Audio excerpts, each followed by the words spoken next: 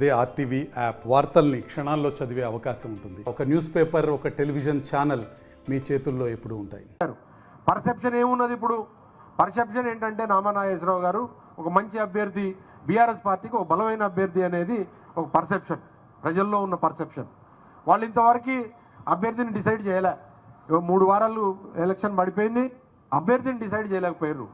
అభ్యర్థిని డిసైడ్ చేయడానికి వాళ్ళకున్న ప్రధానమైన కారణం ఏంటంటే ఏ కుటుంబ సభ్యుడిని, ఏ కుటుంబంలోని సభ్యుడిని ఏ మంత్రి గారి కుటుంబ సభ్యుడికి ఇవ్వాలి అనే దాంట్లో కాంగ్రెస్ పార్టీ అవుచులో చిక్కుపోయింది. నిన్నటి వరకు వీళ్ళందరూ కూడా కుటుంబ పాలన గురించి మాట్లాడిన వాళ్ళే. కుటుంబం అన్నారు, కుటుంబ పరిపాలన అన్నారు. ఇప్పుడున్న మంత్రులందరూ కూడా కేసీఆర్ గారి కుటుంబాన్ని కుటుంబ పరిపాలన అని చెప్పి తొలనాడారు. ఆ కుటుంబ సభ్యులందరూ కూడా ఉద్యమంలో పాల్గొన్న వాళ్ళే. తెలంగాణ ఉద్యమంలో ఎగిసినప్పుడు హరీష్ రావు గారు పాల్గొన్నాడు. కేసీఆర్ గారితో పాటుగా హరీష్ రావు గారు ముందు నుంచి ఉన్నాడు. ఆయనేమో అల్లుడని ఆయనకు ఒక ఆట కడితే, మరి కేటీఆర్ గారు 2005లో ఆయన మరి హైదరాబాద్ వచ్చి ఆయనకున్న మంచి బ్రహ్మాండమైన ఉద్యోగం, ఆ రోజు $2 లక్షల మరి జీతం వస్తూ ఉండే, అమెరికాలో వదిలేసి వచ్చిండు. లేదా కవితమ్మ కానీ వీళ్ళందరూ కూడా ఉద్యమంలో పాల్గొని దాదాపు 2005 నుంచి పాల్గొని 2009లో, అంతకుముందు అయితే హరీష్ రావు గారు అయితే ఆయన సిద్దిపేటకి గెలుచుకుంటూ వచ్చిండు కూడా ఎమ్మెల్యేగా. మరి కేటీఆర్ గారు 2009లో ఎన్నికల్లో తెలంగాణ రాకముందే ఉద్యమంలో చురుగ్గా పాల్గొన్నప్పుడే మరి సిరిసిల్ల నుంచి పోటీ చేసి ఎన్నికయ్యిండు. మళ్ళీ బై ఎలక్షన్స్ వస్తే మరి బై ఎలక్షన్స్లో ఆ రోజున పదవుల్ని త్యాగం చేసినప్పుడు మళ్ళీ తిరిగి పోటీ చేసి మళ్ళీ బ్రహ్మాండమైన మెజార్టీతో ఆయన గెలిచిండు. మళ్ళీ 2014లో గెలిచిండు, 2018లో గెలిచిండు, మళ్ళీ 2023లో కూడా గెలిచిండు. 5 సార్లు గెలిచిన ప్రజలు 5 సార్లు కేటీఆర్ని గెలిపించారు. ఓన్లీ కుటుంబ సభ్యుడు లేదా కేసీఆర్ కొడుకుని మాత్రమే అయితే గెలుస్తారా? హరీష్ రావు గారు 7 సార్లు గెలిచిండు. ఆయనకు వచ్చే మెజారిటీలు అద్భుతమైన మెజారిటీలు కేవలం కుటుంబ సభ్యులు అని చెప్పే గెలిచారా? లేదు కదా. వాళ్ళ యొక్క పాత్ర, తెలంగాణ ఉద్యమంలో పాత్ర, తెలంగాణ రాష్ట్రం సాధించడంలో పాత్ర, తెలంగాణ వచ్చిన తర్వాత ఈ ప్రభుత్వంలో కీలకంగా మంత్రులుగా పనిచేసి ఆ తెలంగాణ మరి అభివృద్ధిలో పాటుపడిన పాత్ర ఉంది. మరి ఇవాళ వస్తున్న కుటుంబ సభ్యులకి, ఇవాళ మీరు తీసుకొస్తున్న అభ్యర్థులు, సరే మీరు ఎవరినైనా తెలుసుకోండి, ఏ ఇంట్లోంచి వస్తుంది కుటుంబ సభ్యులు కానీ నేను తెలుసుకొని, మీరు తెలుసుకున్నా కూడా మరి వారి పాత్ర ఏంటి, తెలంగాణ రాష్ట్రానికి వారి పాత్ర ఏంటి, లేదా తెలంగాణ మరి అభివృద్ధికి కానీ, లేదా ఖమ్మం జిల్లా చరిత్రకు కానీ వారి పాత్ర ఏంటో ఒకసారి గమనించాలని చెప్పి నేను ఈ సందర్భంగా ఖమ్మం జిల్లా ప్రజలను కోరుతా ఉన్నా.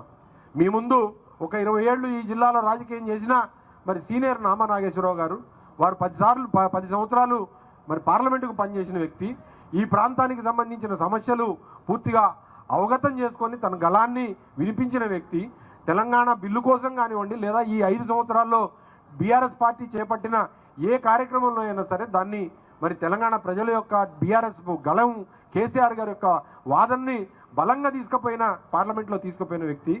ఆయన మన ఉపయోగమా, లేకపోతే ఇవాళ వచ్చే కుటుంబ సభ్యులు ముఖ్యమా? ఒకసారి ఆలోచన చేయండి. ఖమ్మం జిల్లా ప్రజలు కూడా విఘ్నులు.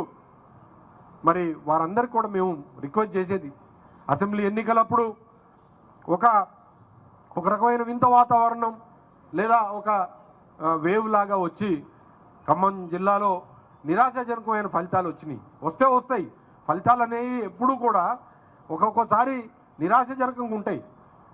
సాక్షాత్తు ఎన్టీ రామారావు గారే కల్వకుర్తిగాలో ఓడిపోయారు,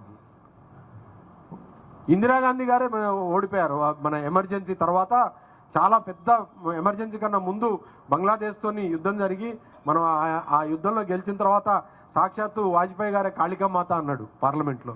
దాని తర్వాత ఒక చిన్న తప్పు చేసింది, ఎమర్జెన్సీ పెట్టేటప్పటికీ ప్రజలందరూ ఆ తర్వాత వచ్చిన ఎన్నికల్లో ఘోరంగా ఆమెతో పాటుగా కాంగ్రెస్ పార్టీని కూడా ఓడగొట్టిన పరిస్థితి. తర్వాత మళ్ళీ ఒక 2-3 సంవత్సరాల తర్వాత మళ్ళీ బ్రహ్మాండమైన మెజార్టీతో మళ్ళీ అప్పుడు ఆ రోజున గెలిచారు. సో అందుకని ప్రజాస్వామ్యంలో ఎన్నికలు అనేవి జరుగుతూనే ఉంటాయి, గెలుపోవటంలు అనేవి సహజం.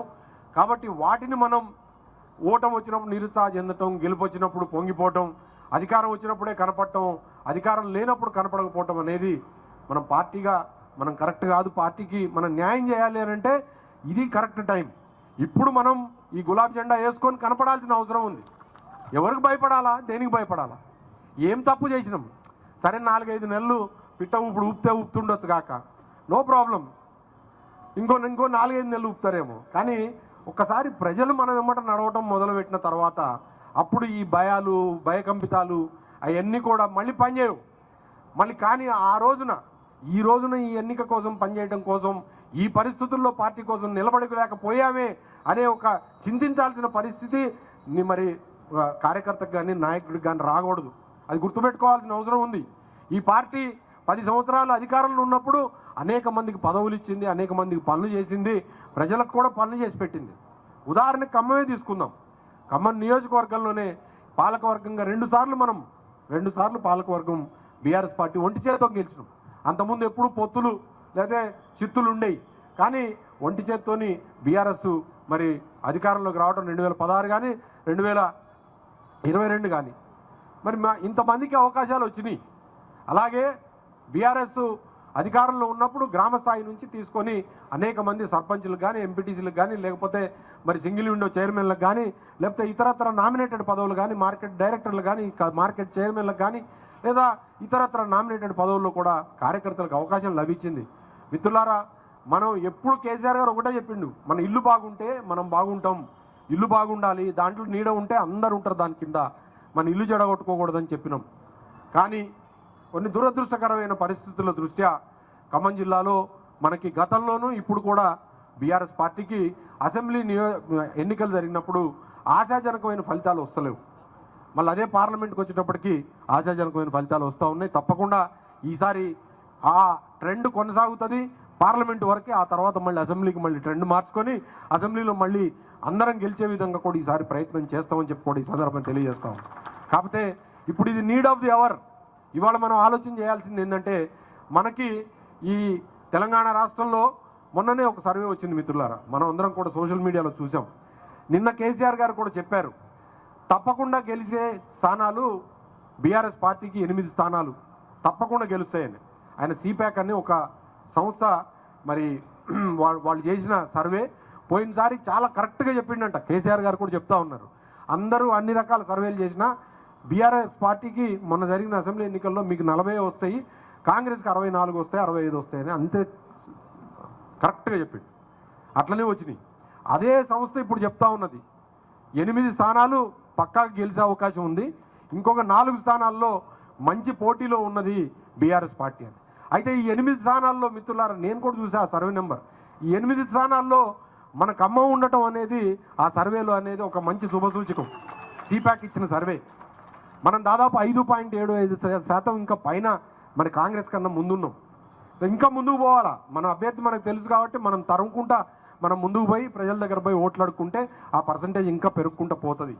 ఏదో అసెంబ్లీ ఎన్నికల్లో గెలిచాం కాబట్టి తప్పకుండా గెలుస్తుంది కాంగ్రెస్ అని చెప్పి మనం ఏం నిరుత్సాహపడాల్సిన అవసరం లేదు. అట్లా గెలవాలంటే మరి పోయినసారి కూడా గెలవాలి కదా. పోయినసారి కూడా 7 నియోజకవర్గాల్లో ఒక ఖమ్మం తప్పితే మిగతా అన్ని చోట్ల మరి కాంగ్రెస్ గెలిచింది. మరి అదే కాంగ్రెస్కి ఓట్లు పడాలి కదా. మరి పార్లమెంట్లో మరి నామనాగేశ్వరరావు గారు ఎట్లా గెలిచారు? కాబట్టి దాన్ని దృష్టిలో పెట్టుకొని నాయకులు కానీ కార్యకర్తలు కానీ నిరుత్సాహపడకుండా మనం పోరాట పటిమతోని మనం ఈ ఎన్నికల్ని మనం ఎదుర్కోవాల్సిన అవసరం ఉంది మిత్రులారా. నేను ఇక్కడే ఉంటా, మే 13వ తారీఖు వరకు జరిగేది లేదు. మీతోని ఖమ్మంలో పొద్దున పూట సాయంత్రం పూటను ఒక వార్డులో, ఆ తర్వాత నామనాగేశ్వరరావు గారితో ఇంకెక్కడైనా వేరే నియోజకవర్గాల్లో ఒక ప్రోగ్రాంలో మే 13వ తారీఖులో ఓట్లు వేపించి పెట్టెలు తాళం వేసి సీలేసిన దాకా మీ ముందు నుంచి కదిలేది లేదు. తప్పకుండా మీ అందరు కూడా ఒకసారి మీరు అర్థం చేసుకోవాలా, ఈ ఎన్నికల్లో మనం పాత్ర పోషించాలా. కొంతమంది పార్టీ అధికారంలో ఉన్నప్పుడు మంచిగా ఎంజాయ్ చేసి ఇప్పుడు ముఖం చాటేశారు. సరే, వాళ్ళందరికీ విఘ్నత వాళ్ళకు వదిలేద్దాం. కానీ నేను మిత్రులారా మీకు చెప్తా ఉన్నా, నేను మీలో చాలామందికి అవకాశం వస్తుంది రేపు రాబోయే రోజుల్లో. బీఆర్ఎస్ పార్టీ తప్పకుండా ఇవాళ కష్టపడి పనిచేసినోడికి నిన్న కేసీఆర్ గారు అన్నారు, బ్రహ్మాండంగా తయారు చేసుకుంటాం నాయకుల్ని, ప్రాబ్లం ఏం లేదు, బ్రహ్మాండంగా తయారు చేసుకుంటాం. ఒక 5 మంది 10 మంది పోయిన దగ్గర కొత్త వాళ్ళని తయారు చేసుకుంటాం, కొత్త రక్తం వస్తుంది, తప్పకుండా మంచిగా బ్రహ్మాండంగా కూడా ముందుకు పోతాం. అట్లనే పార్టీ కూడా రెజునేట్ అవుతుంది.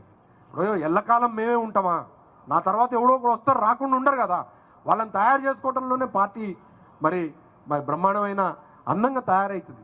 అందుకని ఖమ్మం నియోజకవర్గంలో లేదా ఖమ్మం పార్లమెంట్ నియోజకవర్గంలో కూడా నా పాత్రను నేను నిర్వర్తించాలి అంటే నా కుటుంబ సభ్యులైన మీరందరూ కూడా ఈ 3 వారాలు శ్రమించి కష్టపడి ఏమీ ఆశించకుండా మనం పనిచేద్దాం. నేను అనేది ఏంటంటే, మనం ఎన్నికలు వచ్చినప్పుడు తప్పకుండా కొన్ని ప్రక్రియలు జరుగుతాయి, కానీ నిజాయితీగా ఎన్నికల కోసం అని చెప్పి పనిచేసే ఒక ఎన్నికలాగా పార్లమెంట్ ఎన్నికని మనం తీసుకొని ముందుకు పోవాల్సిన అవసరం ఉంది అని చెప్పి కూడా నేను ఈ సందర్భంగా తెలియజేసుకుంటూ మరొకసారి నా జన్మదినాన్ని పురస్కరించుకొని నేను ఈ మీటింగ్ పెట్టలే. నేను పార్లమెంటరీ పార్టీ సన్నాయక సమావేశాన్ని ఇక్కడ పెట్టి పార్టీ ఆఫీసులో ఈ సందర్భంగా నిన్న పెట్టాలనుకున్నాం. యాక్చువల్గా 18వ తారీఖు మీ అందరికీ తెలుసు. కానీ సడన్గా 18వ తారీఖు నాడు మాకు నిన్న బీఆర్ఎస్ మీటింగ్ పెట్టి నిన్ననే బీఫామ్లు అలాగే పార్టీ వారికి అభ్యర్థులకి ఖర్చుల నిమిత్తం చెక్కులు ప్రతి ఒక్క ఏ పార్టీ ఇస్తుందండి? బీఫామ్ ఇచ్చి ఉల్టా డబ్బులు ఇచ్చే పార్టీ ఎక్కడైనా చూసినాం మన దేశంలో? బీఫామ్ల కోసం పైసలు తీసుకునే కాంగ్రెస్ పార్టీని చూసినాం. కానీ బీఫామ్ ఇచ్చి బీఫామ్తో పాటుగా మరి ఎలక్షన్ ఖర్చు ఇచ్చే మహనీయుడు కేసీఆర్ గారేనండి, ఇంకెవరు లేరు. అలాంటి కార్యక్రమాన్ని నిన్న పూర్తి చేసుకొని వారికి మరి ఇవ్వటం జరిగింది. నేను మిగతా మరి ఆ విషయాలన్నీ ప్రచారం జరిగేటప్పుడు ప్రతి చోట కూడా ప్రతి అంశాన్ని ఆ స్థానికంగా ఉన్న సమస్యల్ని ప్రస్తావిస్తూ ముందుకు తీసుకుపోతా. ఎందుకంటే ఇప్పటికే 1:15 అయింది. నామానాగేశ్వరరావు గారు మరి ప్రసంగించిన తర్వాత మీరు దయచేసి నేను అందరినీ కలుస్తా, మీరు అందరిని కలిసి అందరితోని మరి మా